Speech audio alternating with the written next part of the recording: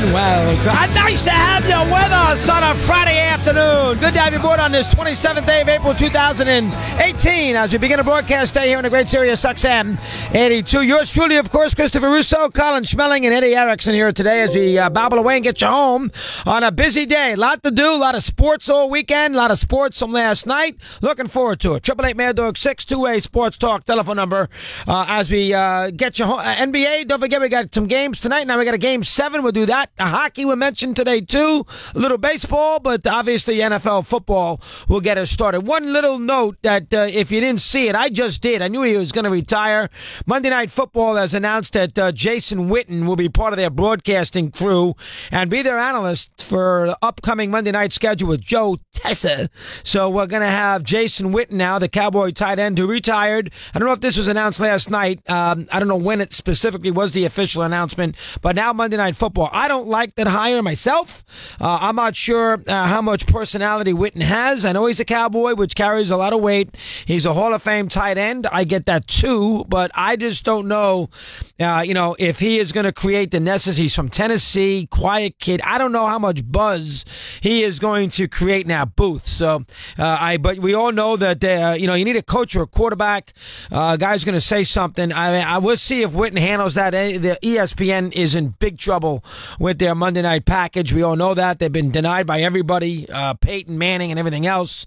McDonough took the fall. Gruden left. I mean, they got major issues in that booth. We'll see if Witten can get it solved. So we get that out of the gate, and we mention that just to start the program today, and away we go. All right, let's start here, and I'm going to direct this to a Brown fan first, and then we'll get to some other issues as far as the the draft is concerned from that standpoint. If I'm a Brown fan and I asked you who's got a better track record and who, life on the line, is a better general manager, John Dorsey or Dave Gettleman, the answer is, without a doubt, Dave Gettleman. Now, again, Gettleman didn't win a Super Bowl. He took a team to that Super Bowl in Carolina. It's not like Gettleman's Bill Polian or George Young. I understand that. But if I asked you right out of the gate, who think has a better track record and who would you have put your life on the line to make the correct pick, Gettleman or Dorsey, you'd have to take Gettleman. Dorsey, basically, I think I had to look at his resume and look at every stop along his journey, but I believe the best we can find with him, it's all Andy Reid stuff. Now, I don't know, maybe he was the director of player personnel, but he never ran a team by himself. This is the first crack at it for Dorsey. Gettleman's run teams. He's been part of teams that have won championships, obviously with the Giants, and he ran Carolina. So he has run teams successfully. Dorsey has never done that. Before we begin, that premise has to be established.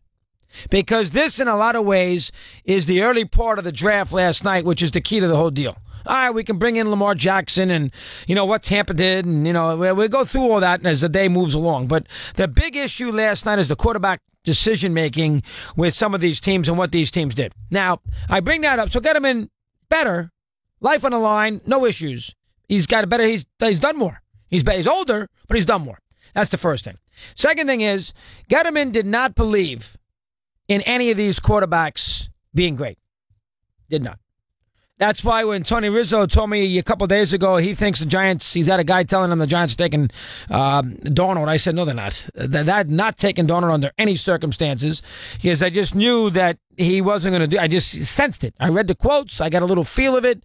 He wants the Hall of Fame jacket on the player when he makes the pick at number 2. I just did not get ever once a feel that he was going to take a quarterback. And he didn't. And he had Darnold there to choose from. And you would think that Darnold would be his first guy. So I never thought that he was going to take one. So in essence, and remember, he was there when, of course, he was there with Eli. So he knows quarterback scenario. So Gettleman, after doing all this work in a position the Giants are very rarely in, decided that there was not a quarterback that was worth his aggravation and his future to draft at number 2. And, whether I understand he would have lost the first quarterback, so he only had 3 guys to choose from, not 4. But he did not feel that there was one worthwhile there to take. So that is scary if you're Dorsey. Secondly, he drafted Barkley in 5 seconds. He said that he had to pick so quick, but the NFL people told him you got to wait 5 minutes so we can build up the tension on TV. So he knew weeks ago where he was going with his pick. He didn't trade down. He never has traded to begin with anyway, but he didn't trade down. He knew that if Dorsey, who said 6 weeks ago he knew about Mayfield, he knew that he was going to draft this running back. Gettleman is a guy, and the Giants, for the most part, are a team that doesn't necessarily draft running backs with first-round picks. Now, last year he got McCaffrey at 8, but normally, when you think about Gettleman's career and you think about the Giants, they don't normally draft a running back. Go back to Frank Gifford, maybe, but they don't draft running backs. Rodney Hampton was a late first. They don't normally draft running backs with that first pick. Dave Meggett was a 5th-round pick. None of the backs on their team right now are first-round picks. All right, they drafted Ron Dane. That didn't work out, but Brendan Jacobs was in later rounds. Bradshaw later rounds. They don't normally draft these running backs early. So they drafted Barkley early, which tells you that they were so blown away by what he could do, they could not resist. And the Giants could have done a variety of things. They could have taken a quarterback. They could have traded down. They could have drafted a great defensive lineman. And the Giants always love defense. There's a million things the Giants could have done, and they were so blown away by Barkley, they took him. So Dorsey, who could have taken any quarterback that he wanted to take, he could have still had a quarterback at number 4. As it turns out, he had a chance to take any quarterback he wanted. Decided 6 weeks ago that Mayfield was clearly better than anybody else. He felt that he could not take a chance of taking a running back 1 to Mayfield at number 4, because I think he probably thought the Jets would draft Mayfield. So he didn't want to take that chance. So somewhere along the way, Dorsey decided that where everybody else was indecisive, Phil Simms loved Josh Allen, Aikman loved Rosen, the Jets liked Mayfield, some teams loved Darnold. Somewhere along the way, he decided, Dorsey, with not a history of running his own draft ever, that Baker Mayfield was by far and away the best quarterback in this draft. I think that is very shaky. And then he decided at number 4 to take Ward from Ohio State. Now, we all know cover corners are important. We understand that. We all know Ohio State's got a million of them. We understand that. You get a lineman who can go get the QB, you get him. Elway won Super Bowls. Quarterbacks available with his 5th pick. Elway drafted Chubb right away. Couldn't wait. He had Allen there. He had Rosen there. Chubb. Chubb. And he's got Von Miller there. Chubb. That's what he wanted. So my point is the Browns could have had Barkley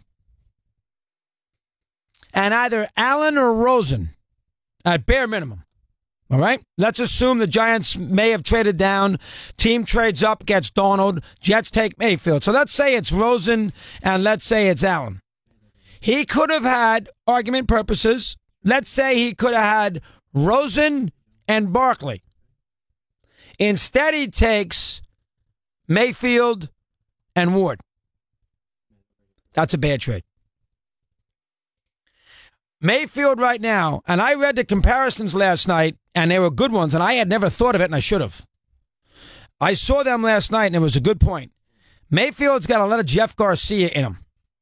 Garcia was a pretty good little quarterback 5 or 6 years. Pretty good little quarterback. Won a couple playoff games. Beat the Giants. That was Young who beat Green Bay. But he had that one great game against the Giants.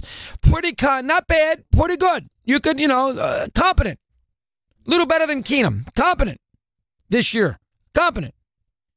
If you draft Mayfield with that first pick, he can't be Jeff Garcia.